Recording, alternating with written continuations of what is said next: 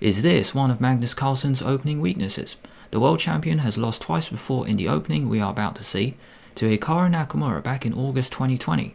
Find out how Russian number 1 Ian Nepomniachtchi played his opening against Magnus Carlsen. This game took place in the semi-finals of the Magnus Carlsen Invitational. At the end of the video, I will also reveal what happened in the other semi-final between Wesley So and Anish Giri.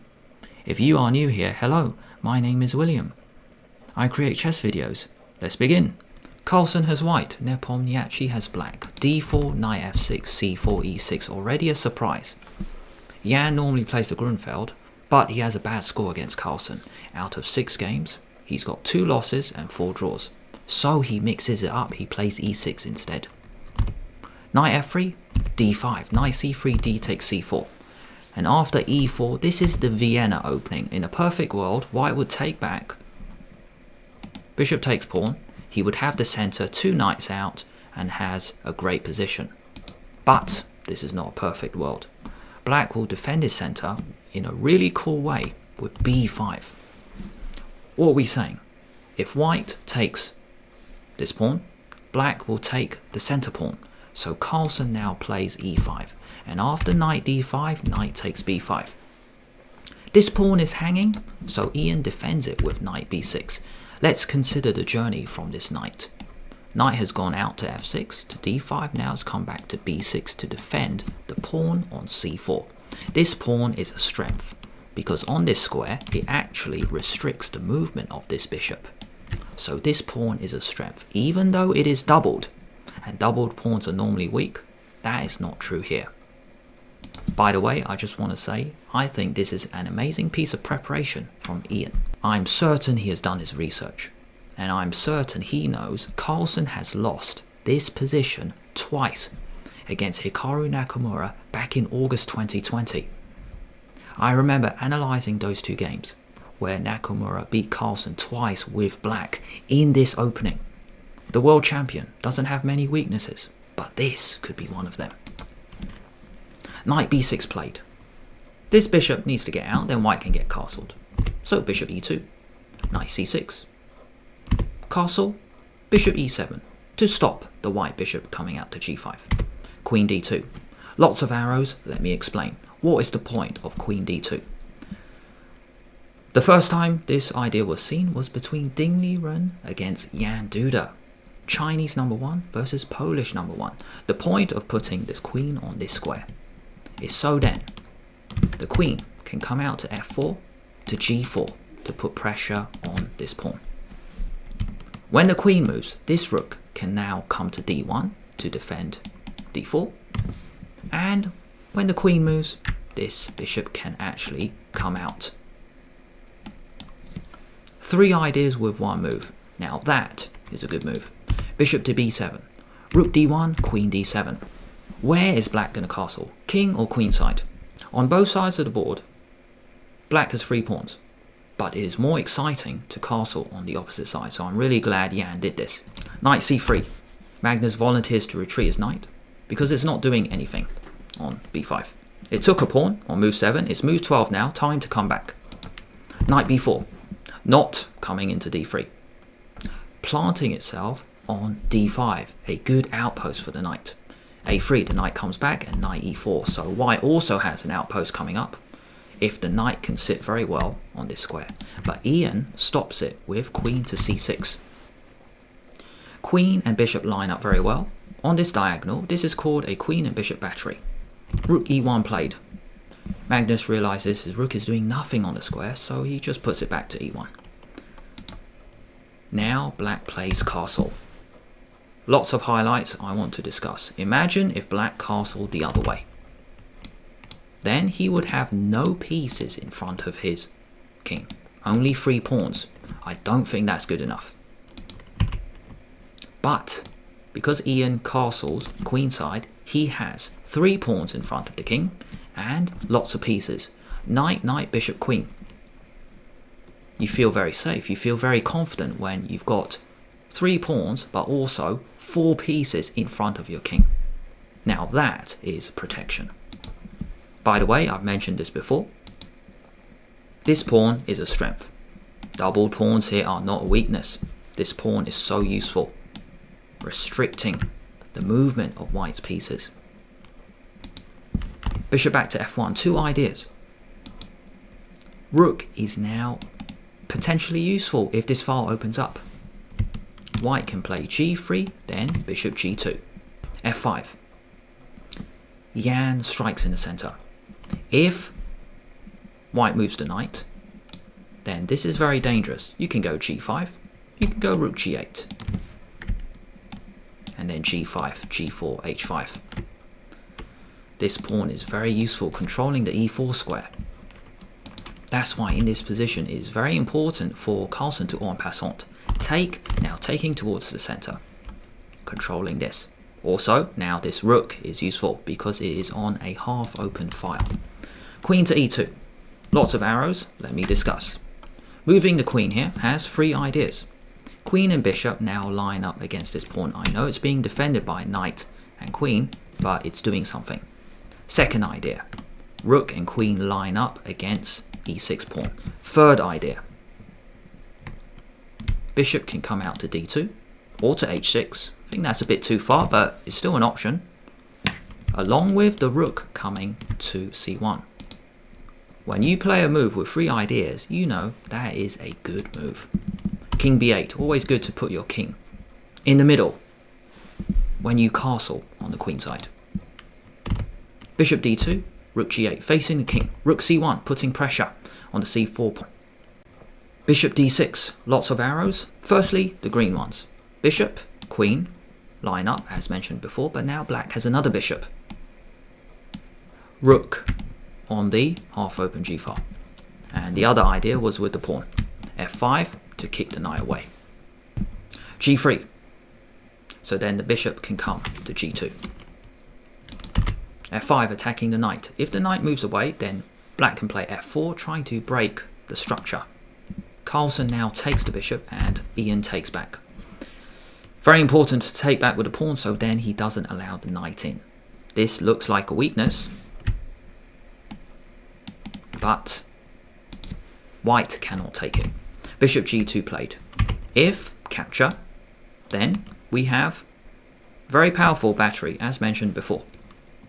You can move the knight out of the way and then that knight will drop. So knight c7 is a good one. You attack the queen moves, and then you can take on f3, and it's just so dangerous. So the best move might be queen e3, and then after take, you've got to trade.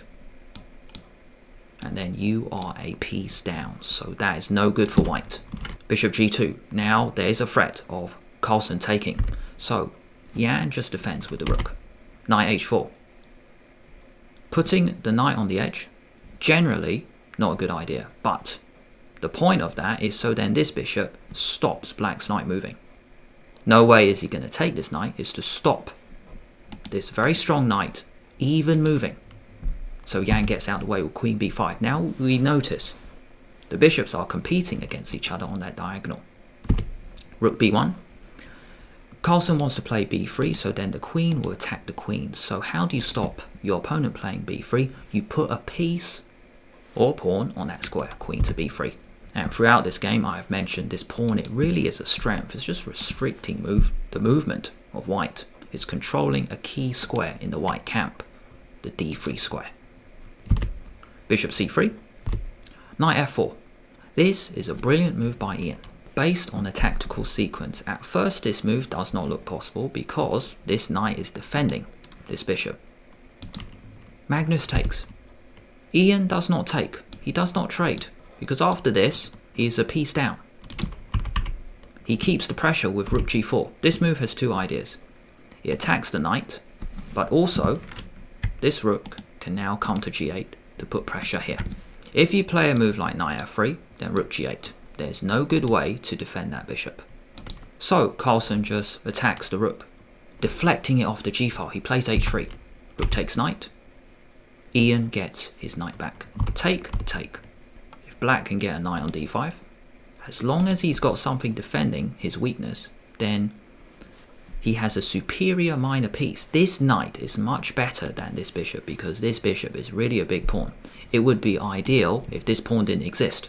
Queen f3 check, king a6. If you play king c7, this is a blunder because queen g3. Queen attacks rook and also has the chance to come in. If you play rook h5, queen g7 check. King moves, and then queen f7. Double attack. Pretty weird double attack. There's no way for black to defend both rooks at the same time. If black plays king d8, defending the rook, then you can play queen f6 check, making sure the king moves. If king d7, then queen f7, we pick up the rook. If king c8, well, actually same thing. So that's a cool sequence. You throw in a check, force the king away, then you come back to fork both rooks. Queen f3 check. Jan puts his king on a6. One idea for white is to play a4, a5, create some play because black's king is on the a file. In the game, d5 was played.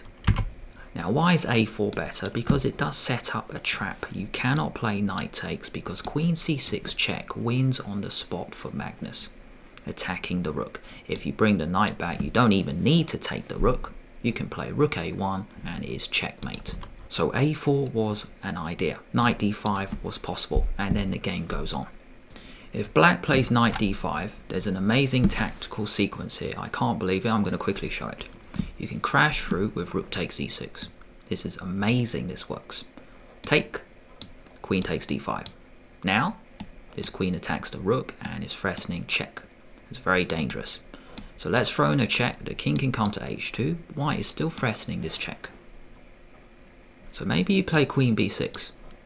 And it looks like you stopped it. But the attack has just begun. That's the problem. And this is an amazing move to somehow get the rook in. So pause the video now or let the timer run. Can you find a brilliant move for white to get the rook in the game? To get the rook in to the attack.